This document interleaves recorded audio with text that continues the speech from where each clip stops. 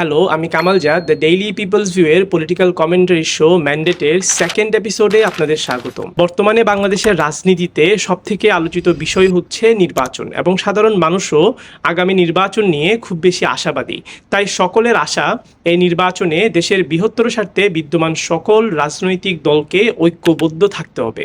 তাদের উপরেই নির্ভর করে আগামী নির্বাচন সুষ্ঠু ও নিরপেক্ষ হবে কিনা। তবে অনেকেই মনে করছেন দেশে রাজনৈতিক সরকার না আসা পর্যন্ত দেশের অস্থিতিশীলতা ঠিক নিয়ন্ত্রণ করা যাচ্ছে না, এবং এটাকে সরাসরি অন্তর্বর্তীকালীন ইউনূস সরকারের ব্যর্থতা বলে রিড করছে। কিন্তু জনগণের মূল প্রশ্ন, আগামী নির্বাচন হবে কি হবে না, এই কথাই যদি আমরা আসি, তাহলে আমি ধরেই নিলাম আগামী ফেব্রুয়ারি থেকে এপ্রিলের মধ্যে একটা সুষ্ঠু ও নিরপেক্ষ নির্বাচন হলো। তাহলে নির্বাচনের পরেই কি দেশের সবকিছু একদম খুব ভালো ও ঠিক হয়ে যাবে?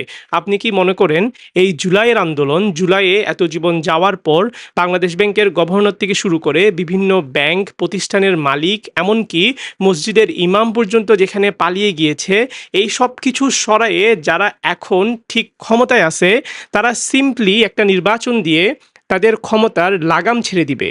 আপনি কি সত্যি এটা বিশ্বাস করেন? তবে প্রধান উপদেষ্টা ডক্টর মোহাম্মদ ইউনূস আবারও বলেছেন ফেব্রুয়ারির প্রথমার্ধে নির্বাচন হবে। তিনি সতর্ক করে দেন, যদি কেউ নির্বাচনের বাইরে অন্য কিছু ভাবেন সেটা দেশের জন্য বিপজ্জনক হবে।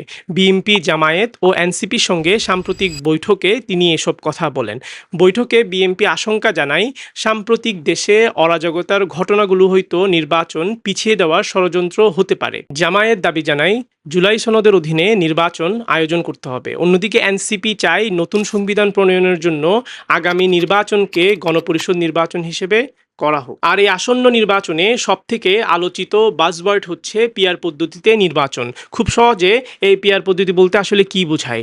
প্রপোর্শনাল রিপ্রেজেন্টেশন বা আনুপাতিক প্রতিনিধিত্বমূলক এই পিআর পদ্ধতি আমরা একটা সহজ উদাহরণ দিয়ে বুঝি।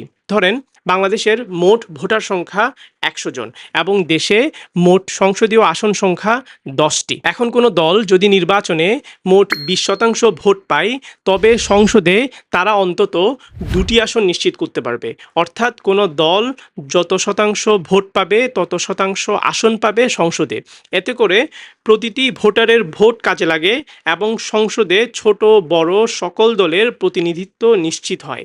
তাই এনসিপি, জামায়াত ইসলামী, ইসলামী আন্দোলন বাংলাদেশ, হেফাজতে ইসলাম, গণ অধিকার পরিষদ, এবি পার্টি ও অন্যান্য বাম দলেরা চায় আসন্ন নির্বাচন হোক পিআর পদ্ধতিতে।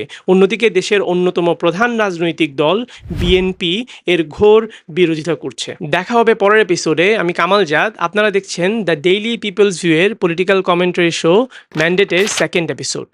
ধন্যবাদ সবাইকে।